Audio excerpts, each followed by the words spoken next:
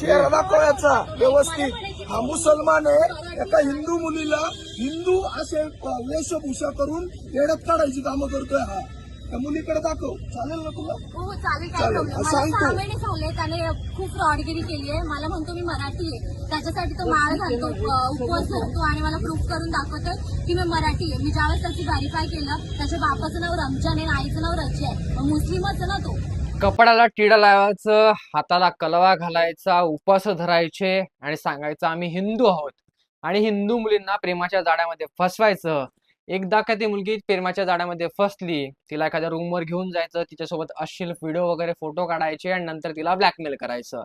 हेच धंदे या लोकांचे सुरू आहेत आणि यालाच आम्ही लव जिहाद असं म्हणतो. नंतर त्या मुलींना कन्वर्ट करायचं, नाहीतर त्या मुलींचे फोटो विकायचे, पैसे गडप करायचे, हेच धंदे चालू आहेत.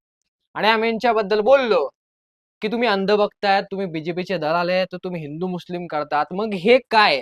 जिथं स्पष्ट व्हिडिओमध्ये दिसतंय की त्याने कपाळाला टिळा लावलाय, हाताला कलावा घातलाय, तो हिंदू नाव सांगतोय, उपास धरतोय, हिंदू मुला प्रेमाच्या जाळ्यात फसवतोय, तिच्याकडून पैसेही मागतोय.